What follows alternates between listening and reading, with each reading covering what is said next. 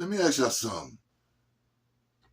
If you're caught on camera, if a person is caught on camera abusing or whatever they doing to a child a number amount of times, should a judge sentence them to get their hide whooped by the parents of them children with the same material that they use to do that to them?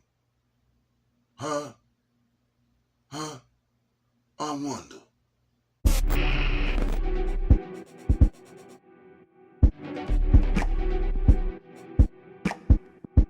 Definitely, Tom. Ain't no better time than right now. Nunoclock Newz. Simbo.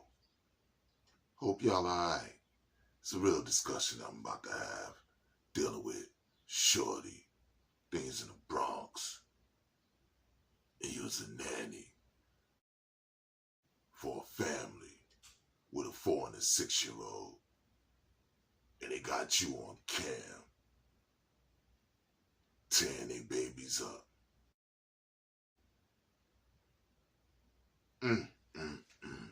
Now, most of the time, you know, it's sad in 2025 to see stuff like that still going on. You dig?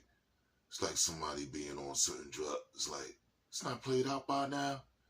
That mentality, period. You dig? Now, addiction goes in many ways. It go for that. It can go for food. It can go for other vices. It also can go for the abuse of power.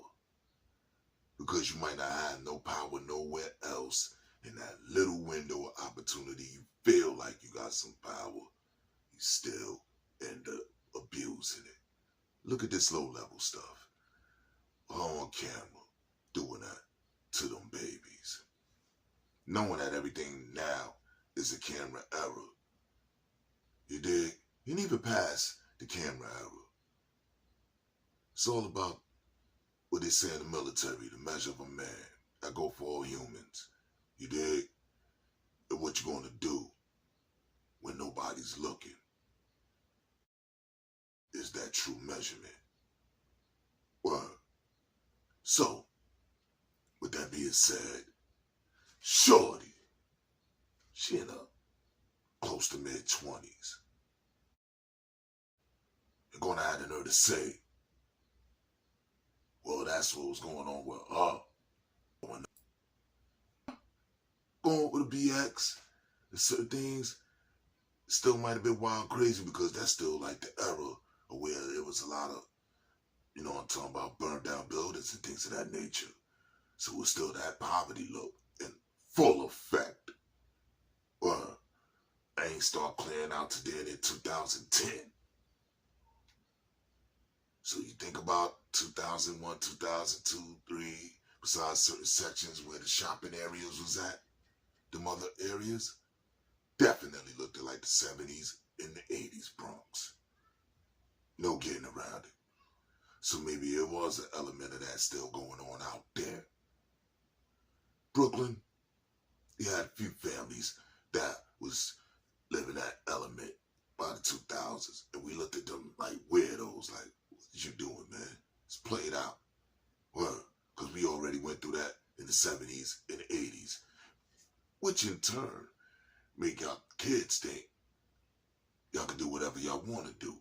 Because of the fact you didn't go through what we went through. It was universal. You had the parents, the uncles, and all that was doing the same thing. And if they didn't do it, you looked like you were soft. That changed from the late 80s, early 90s. It still had families mixed up. But it was too many things going on where the abuse was growing up from the group homes and things of that nature. Like, nah. It's over. You dig? So with that being said, for her to say that, maybe she come from that few families that was giving it up like that, or you just straight up lying on your family. And there's no getting around that. Because by that time, would you be in a child like in the mid-2000s going into 2010? What's it going on like that? Too many things that we was doing from the world portrayed to the blackout, where it was a lot of things that we were just more focused on building, which made room for them still in a certain production and labeling it drill music and put all the violence and all that stuff to it. And now y'all living off that. It's a shame, man. But shorty, you look like you're too smart for your own good. When I see the look of you getting put in the whip, it's like, damn.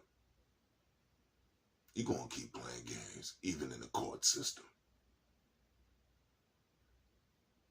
They're going to end up keeping you away for a little bit, just for you to get a lesson. What? Sad. Because it sucks that your family has now got to visit you for something you did.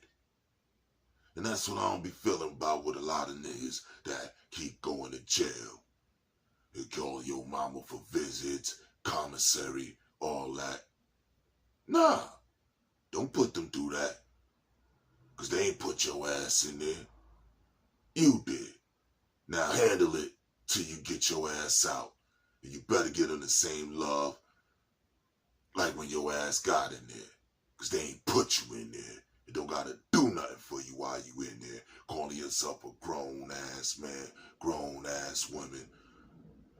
And you want to make these grown-ass decisions. That get you 25 to life. And by the time you do the quarter, you get home talking about, damn, I shouldn't have did that in the first place.